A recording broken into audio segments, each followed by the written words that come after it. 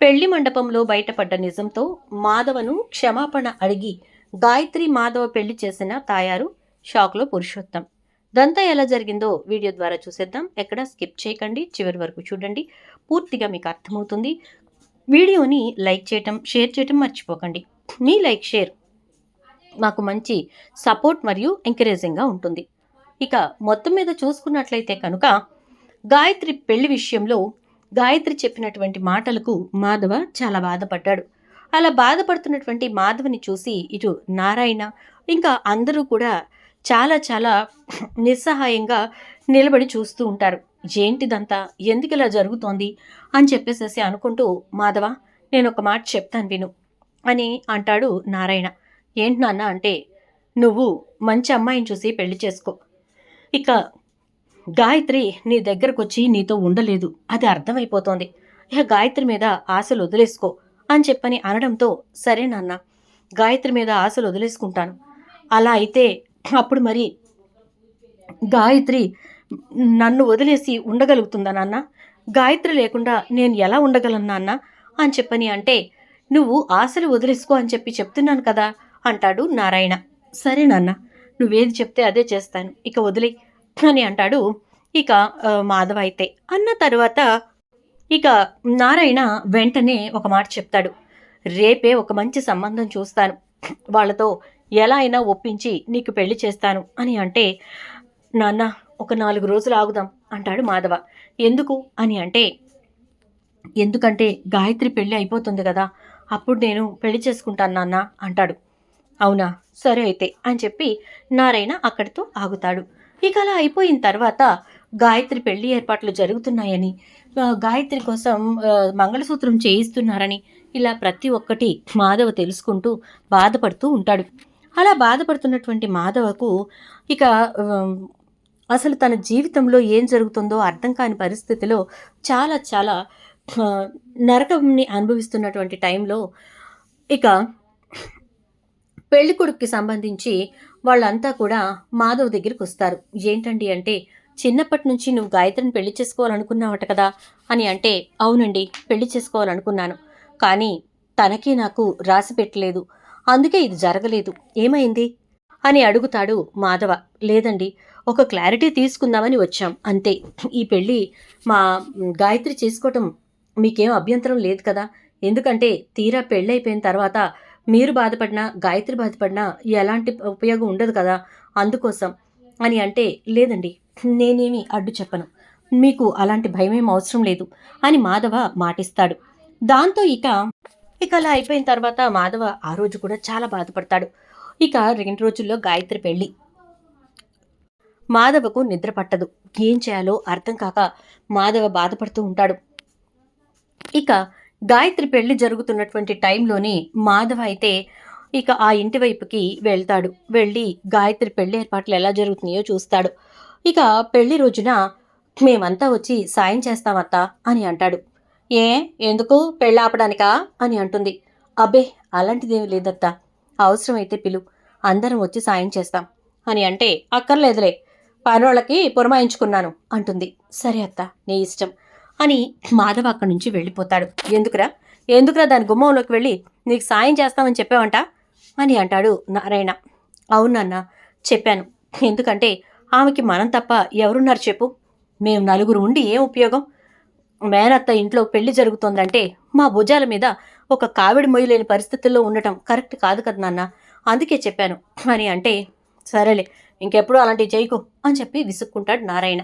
అయిపోయిన తర్వాత అందరూ కలిసి చాలా హ్యాపీగా పెళ్లి ఏర్పాట్లు జరిగిపోతూ ఉంటే పెళ్లి మండపంలో అంతా ఇది జరుగుతూ ఉంటుంది. ఏంటది, పెళ్లికి సంబంధించిన తంతు జరుగుతూ ఉంటుంది. గాయత్రిని తీసుకొచ్చి కూర్చోబెడతారు. ఇక అలా కూర్చున్న తర్వాత కాసేపటికి అక్కడ కార్యక్రమం జరుగుతూ ఉండగా తాయారికి ఒక ఫోన్ వస్తుంది. తాయారు వెళ్ళి ఆ ఫోన్ లిఫ్ట్ చేసి మాట్లాడుతూ ఉంటే, మీరు కొంచెం బయటకు వచ్చి మాట్లాడండి, మీతో కొంచెం మాట్లాడాలి అని చెప్పి అవతల వాళ్ళు అంటారు. నేను ఇప్పుడు నా కూతురు పెళ్లిలో ఉన్నానంటే, పెళ్ళైపోయాక మీరు చేయగలిగింది ఏమీ ఉండదు, అందుకే ఒకసారి బయటికి రండి అంటున్నాం అని చెప్పనంటే, సరే అయితే అని తాయారు గుమ్మంలోంచి పెళ్లి మండపంలోంచి బయటకు వచ్చి దూరంగా నిలబడి ఏం జరుగుతుందా అని చెప్పి చూస్తూ ఉంటుంది. చూస్తూ ఉంటే అదే వాళ్ళతో మాట్లాడుతూ అటు ఇటు చూస్తూ ఉంటే ఇక అప్పుడు వాళ్ళైతే మీకు మేము ఒక ఫోటో పంపించాం చూడండి అంటారు. ఇక వెంటనే తాయారు ఆ ఫోటో చూస్తుంది. ఇదేంటి మా కాబోయే అల్లుడు ఎవరో అమ్మాయితో కూర్చుని మందు తాగుతున్నాడు అంటే ఇంకా ఉన్నాయి చూడండి అంటే ఇంకొక అమ్మాయితోటి సిగరెట్ కాలుస్తూ ఉంటాడు. ఇంకొక అమ్మాయితోటి వేరే వేరే విధాలుగా ఉన్నటువంటి ఫోటోలు పంపిస్తారు. ఇప్పుడు అన్ని ఏఐలు మార్ఫింగ్లు వచ్చినాయిలే అని చెప్పని అంటుంది. అవి ఏఐలు మార్ఫింగ్లు కాదండి, నిజం. వీడియో పంపిస్తాను చూడండి అని చెప్పేసేసి ఇక ఆ అబ్బాయి వేరే అమ్మాయిలతో ఇద్దరు ముగ్గురితో కూర్చుని మాట్లాడడం, మిమ్మల్ని పెళ్లి చేసుకుంటానని వాళ్ళకి మాట ఇవ్వడం, ఇలాంటివన్నీ కూడా వీళ్ళ దాకా వచ్చేసరికి ఇంతకీ మీరెవరు, మా అల్లుడంటే గిట్టని వాళ్ళ అంటే కాదండి, మేము మీ అల్లుడి అన్నదమ్ములం, వాడు మంచివాడు కాదు, పెళ్లి చేసుకొని దుబాయ్ తీసుకెళ్ళిపోయి అమ్మాయిల్ని అమ్మేస్తూ ఉంటాడు, అది మీకు తెలియక ఈ బొందులో పడ్డారు. పురుషోత్తం గారికి మేము ఎంత చెప్దామని ప్రయత్నించినా నాకు తెలుసులే అని చెప్పని అన్నాడు తప్ప ఆయన ఏమి వినిపించుకోలేదు అని చెప్పని అంటే, అవునా ఈడు మంచోడు కాదా, మరి మంచోడు కానోడిని తీసుకొచ్చి నా కూతురికి ఎందుకు పెళ్లి చేస్తున్నాడు అని చెప్పేసి అనుకుంటూ ఇక వెంటనే సరే ఏం చేయాలో అదే చేస్తాలే కానీ మీరైతే కామ్గా ఉండండి అని చెప్పేసేసి ఇక లోపలికి వెళ్తుంది. అలా వెళ్ళినటువంటి తాయారు చుట్టూ చూసేసరికి ఇక నారాయణ వాళ్ళు ఆ రోడ్డు మీద నుంచి వెళ్తూ ఉంటారు. నారాయణనియా అని చెప్పని పిలుచుద్ది.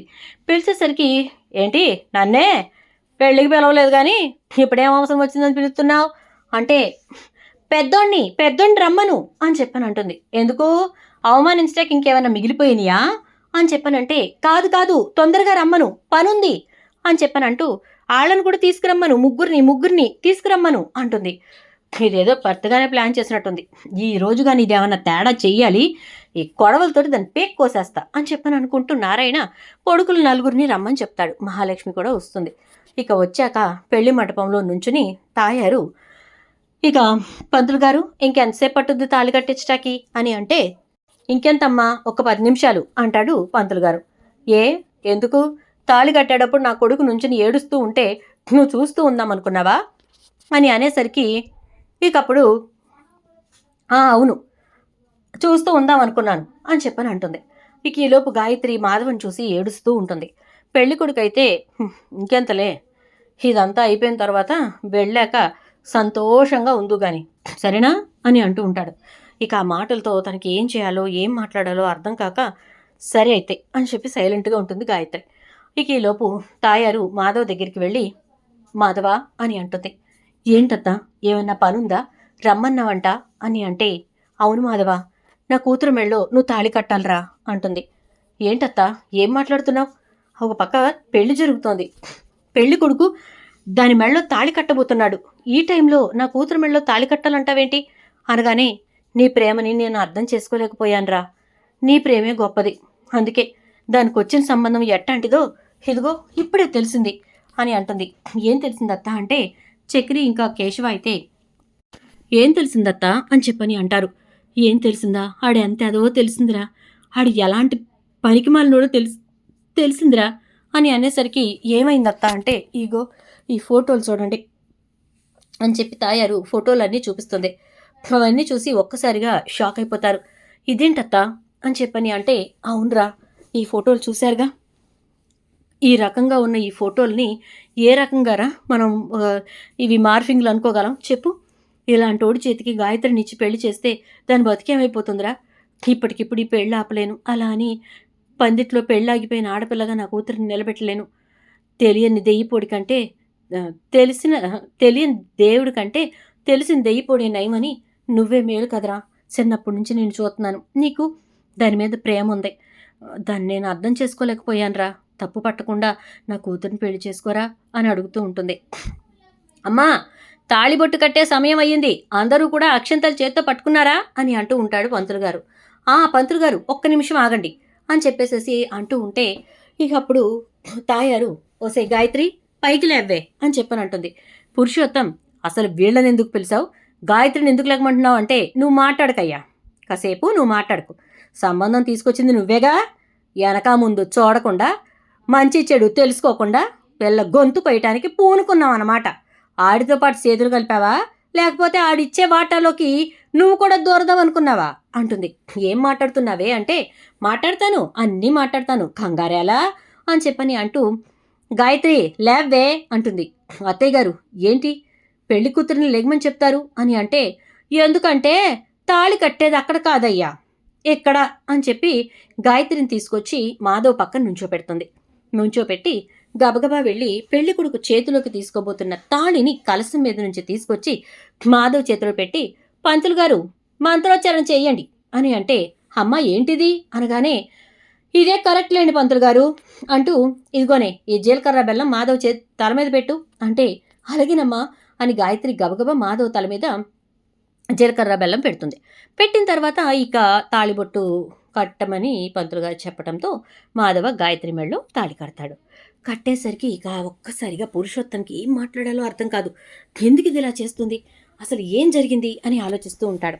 ఈలోపు ఇక పెళ్లి కొడుకు, చాలా బాగా చేశారు అంకుల్ అని చెప్పని అంటే, అది కాదు బాబు, అసలు ఇలా జరుగుతుందని నేను అస్సలు అనుకోలేదు అని చెప్పని అనేసరికి, పర్వాలేదు అంకుల్ నేనేమనుకోను అని చెప్పని అంటూ ఇక వెంటనే గాయత్రి ఇంకా మాధవల్ని చూసి ఆల్ ది బెస్ట్ అంటూ వెళ్ళిపోతాడు. ఇదేంటి తయారు, ఎందుకు ఇలా చేశావు అని చెప్పి పురుషోత్తం అడిగితే, మాట్లాడే హక్కు నీకు లేదు.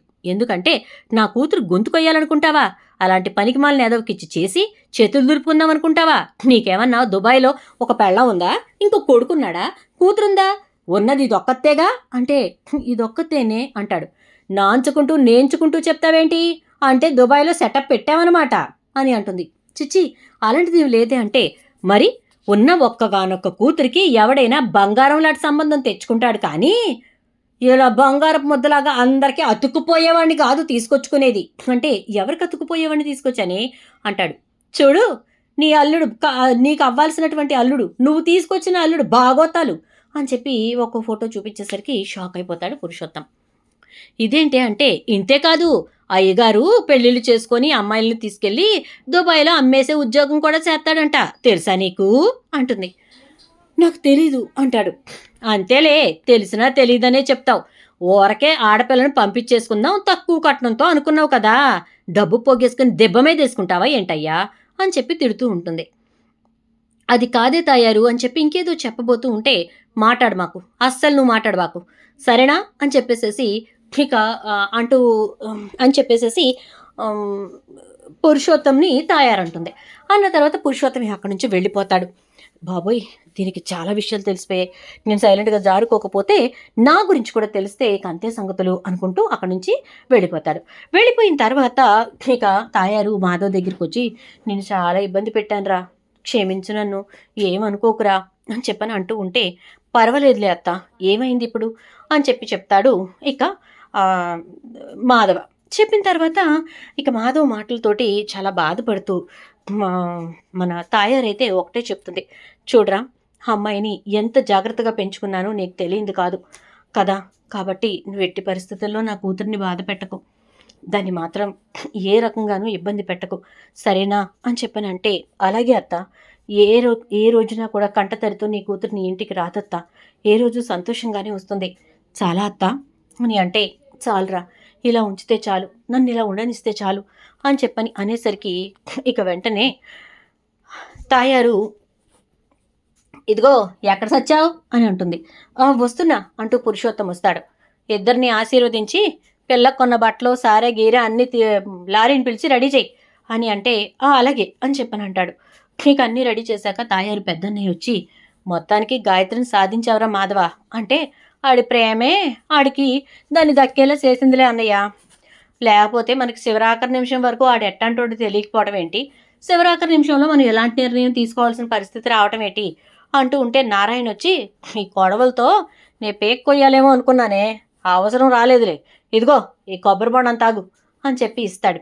థ్యాంక్స్ అన్నయ్య, గొంత అరుసుకుపోయింది ఆ ఫోటోలన్నీ చూసేసరికి, బిడ్డ జీవితం ఏమైపోద్దానని చెప్పి అంత కంగారడిపోయాను, మొత్తానికైతే నా బిడ్డని ఒక మంచోడి చేతుల్లోనే పెట్టానని చెప్పి మనస్తృప్తిగా ఉంది, అప్పుడే నిర్ణయించుకున్నాను, దుబాయ్ వెళ్ళిపోతే అక్కడ ఏడు జరుగుద్దు అంటే ఏం తెలుసు మనకి, అదేదో ఇక్కడున్న ఉడికేసేస్తే కళ్ళెదురుగా బిడ్డ పడి ఉంటుంది, ఏ గోళ ఉండదు, తెల్లారు లేగితే బిడ్డను చూసుకుని రావచ్చు అని ఆలోచించుకుని ఆ నిర్ణయం తీసుకున్నా, తప్పు అయితే క్షమించు అంటే, నువ్వు తప్పు చేయలేదులే, మంచి చేసావు, అందుకే కొబ్బరి బొండం ఇచ్చా, లేకపోతే నీ పీక నరికేవాడిని అంటాడు నారాయణ. ఇక అయిపోయిన తర్వాత ఇక గాయత్రికి ఇది ఉంది ఇది లేదు అనకుండా మొత్తం సారి పెడుతుంది తయారైతే. ఇక ఆ తర్వాత అనయ్య రేపు పొద్దున్నే మనం లాయర్ దగ్గరికి వెళ్ళి కేసు వెనక్కి తీసుకోవాలి, మరి ఆ ఇంటికి రంగులు వేయాలి, ఆ ఇల్లు బాగుండాలి కదా, నా కూతురు అడుగు పెడుతుంది అంటే, సరే నేను లాయర్కి ఆల్రెడీ ఫోన్ చేశాను రేపు వచ్చి మాట్లాడతామని, నువ్వు ఎప్పుడైతే మాధవ్కి గాయత్రినిచ్చి పెళ్లి చేశావో అప్పుడే నేను ఆ ఆలోచన చేశానంటాడు. పోన్లే అన్నయ్య, ఎన్నాళ్ళు అంటే నేను చెప్పిందే చేసేవాడివి, ఇంక ఇప్పుడు ఏముంది, మీ అన్నదమ్ములు ఇద్దరు ఒకటైపోతారు కదా, మీ ఇష్టం వచ్చినట్టు చేసుకోండి, నేనైతే ఆ కేసు వాపస్ తీసేసుకుంటాను అని చెప్తుంది. చెప్పిన తర్వాత ఇక గాయత్రి అక్కడికి వెళ్తుంది. వెళ్ళాక హారతిచ్చి మహాలక్ష్మి లోపలికి ఆహ్వానిస్తుంది. ఇక మహాలక్ష్మి అయితే మనవి కొంచెం అడ్జస్ట్ అవ్వాలి అంటూ ఉంటే, ఎందుకు అడ్జస్ట్ అవ్వటం అంటుంది గాయత్రి. ఆ గదిలో నేను ఉండేదాన్ని, ఇప్పుడు ఆ గది ఖాళీ చేసి నీకు ఇచ్చేస్తాను, నేను ఈ సోఫాలో పడుకుంటాను అంటుంది. మాధవ్ వెంటనే, ఏంటమ్మా మహా అప్పగింతల్లాగా చేస్తున్నావు, ఏం అవసరం లేదు, అది నా ఇంట్లో అడుగు పెట్టింది చాలు, నువ్వు చక్రి ఒకటైన తర్వాత అంటాడు. ఏంటి పెద్ది కొత్త కొత్త కోరికలు పుడుతున్నాయి అంటే, నా తమ్ముడు మంచివాడేనమ్మా, ఏదో 4 అబద్ధాలు చెప్పాడు, అది కూడా నీ దగ్గర ఎక్కడా తగ్గకూడదు అని ఆశతో, అంతే తప్ప వేరే ఏం లేదు, ఆలోచించి నిర్ణయం తీసుకుంటే అంటూ ఉంటే, అలాంటి ఆశలేం పెట్టుకోకపోద్ది అని చెప్పేసేసి అని ఇక మహాలక్ష్మి అయితే ఆ గదంతా ఖాళీ చేసి బయటకు తీసుకొచ్చి వాళ్ళ కోసం బాగా అలంకరిస్తుంది. ఇక బయట ఇది సోఫాలా ఉంటుంది కదా, ఇక అక్కడ అన్నీ కూడా పక్కకు పెట్టేసుకుని ఆ సోఫాలో దిండేసుకుని పడుకుంటుంది మహాలక్ష్మి. కోడల పిల్లకి ఇబ్బందిగా ఉంటుంది కానీ నా మంచం తీసుకెళ్ళి లోపలేసి పరిపేయండి అని చెప్పానంటాడు నారాయణ. వద్దు నాన్న, నేను ఆల్రెడీ ఆవిడ కోసం వేరే పరుపు కొనుక్కొచ్చాలే, ఇదంతా ఇలా జరుగుతుందని ఈవిడ గారు ఇలాగే చేస్తుందని నేను ఎక్స్పెక్ట్ చేసే ఆ పని చేశా అని చెప్పేసేసి ఇక చక్రి తీసుకొచ్చిన ఎయిర్ పిల్లోస్ ఇంకా అవన్నీ కూడా అరేంజ్ చేస్తాడు. ఆ ఎయిర్ బెడ్ తోటి మహాలక్ష్మి అమ్మయ్య అనుకుని దాని మీద పడుకొని ప్రశాంతంగా నిద్రపోతుంది. ఎంత ప్రశాంతంగా నిద్రపోతుందో, రాక్షసి అంటాడు. రాక్షసినే మరి అంటే నిజమే, రాక్షసివే, గట్టిగా అనుకున్నట్టున్నావు, అందుకే మా అన్నయ్య పెళ్లి కూడా జరిగిపోయింది గాయత్రితో అనగానే మీరందరూ ఎలాగ అనుకోలేదు కదా, అందుకే నేను అనుకున్నాను, వెళ్ళి నోరు మూసుకొని పడుకో అని చెప్పని అరుస్తుంది. ఓకే ఓకే వెళ్తున్నా అని చెప్పి ఇంకా చక్రి వెళ్ళి కేశవ్ వాళ్ళ దగ్గర పడుకుంటాడు. నారాయణ బయట కూర్చొని గట్టికురలైన కోడలు వచ్చింది, గట్టిగా అనుకుని అన్నీ సాధించుకుంది అని చెప్పని అనుకుంటూ మా నారాయణ నిద్రపోతాడు. అందరూ పడుకున్న తర్వాత ఇక మహాలక్ష్మి లేచి ఎవరితోనో ఫోన్ మాట్లాడుతూ ఉంటుంది. ఎవరా ఫోను అని చెప్పేసేసి మాధవ గాయత్రి ఆ పక్కన కూర్చొని మాట్లాడుకుంటూ ఉండగా మహాలక్ష్మి మాటలు విని నిదానంగా అటు ఒక చెయ్యి వేస్తారు. వేసేసరికి చాలా థ్యాంక్స్ అండి అని చెప్తూ ఉంటే, పర్వాలేదండి, ప్రేమని అర్థం చేసుకోగలిగే వాళ్ళం కాబట్టే మేము ఆ పని చేసాం, వాస్తవంగా అయితే మా తమ్ముడు నిజంగానే మంచివాడు కాదు, ఆ విషయం చెప్పి వాడి పెళ్లి చెడగొట్టడం ఇష్టం లేక ఇన్నాళ్ళు ఊరుకున్నాం, కానీ మీరొచ్చి మాకు గాయత్రి మాధవల ప్రేమ గురించి చెప్పేసరికి ఇక మా మనసులు కూడా కరిగాయండి, అందుకోసమే తను ఒక మంచి వ్యక్తిని పెళ్లి చేసుకొని సంతోషంగా ఉంటే బాగుండు అనిపించి మీరు అడిగినట్టుగా మేము హెల్ప్ చేశాం, ఆ ఫోటోలేవి మార్ఫింగ్ కాదండి, అవన్నీ నిజమే, వాడు మంచివాడు కాదు అని అనేసరికి అందుకే చాలా థ్యాంక్స్, మా గాయత్రి జీవితాన్ని కాపాడటమే కాకుండా మా పెద్ద జీవితాన్ని కూడా కాపాడారు అంటుంది మహాలక్ష్మి. దాంతో ఒక్కసారిగా మాధవ షాక్ అయిపోయి, అమ్మ మహాలక్ష్మి అంటాడు. పెద్ది నువ్వు ఇక్కడే ఉన్నావా, పడుకోలేదా అంటూ ఉంటే, చాలా కథ నడిపే వెనకాల అని అంటాడు. లేకపోతే గాయత్రి అంత ఈజీగా మనకు దొరుకుతుందా ఏంటి, అసలే పట్టుకుంటే జారిపోయే చేపపిల్ల కదా అనగానే, ఇదంతా ఎప్పుడు సెటప్ చేశావు అంటాడు. సెటప్ చేయటం కాదు, పెళ్ళికొడుకు ఫోన్ నెంబరు గాయత్రి ద్వారా తెప్పించుకున్నా, ఆడి నెంబర్ ద్వారా వాళ్ళ అన్నల నెంబర్ సంపాదించా, వాళ్ళతో మాట్లాడా, కథ అట్నుంచి నరుక్కొచ్చా, మొత్తం క్లియర్ అయిపోయింది అంటుంది మహాలక్ష్మి. దాంతో ఒక్కసారిగా మాధవ మహాలక్ష్మి దగ్గరికి వచ్చి, చాలా థ్యాంక్స్ మహాలక్ష్మి అంటూ ఉంటే, గాయత్రి అయితే మహాలక్ష్మిని గట్టిగా హత్తుకుంటుంది. చాలా థ్యాంక్స్ మహాలక్ష్మి, నిజంగా చాలా థ్యాంక్స్ అని చెప్పని అంటూ ఏడ్చేస్తూ ఉంటే, చిచి అక్క ఎప్పుడు చెల్లికి థ్యాంక్స్ చెప్పకూడదు, చెల్లిని పట్టుకుని ఏడవకూడదు సరేనా అని చెప్పని అంటుంది. చూద్దాం మరి రాబోయే ఎపిసోడ్స్లో ఏం జరుగుతుందో. వీడియో నచ్చితే లైక్ చేయండి, వీడియోని షేర్ చేయండి, ఛానల్ సబ్స్క్రైబ్ చేయండి, పక్కనే ఉన్న బెల్ ఐకాన్లో ఆల్ ట్యాప్ చేయండి.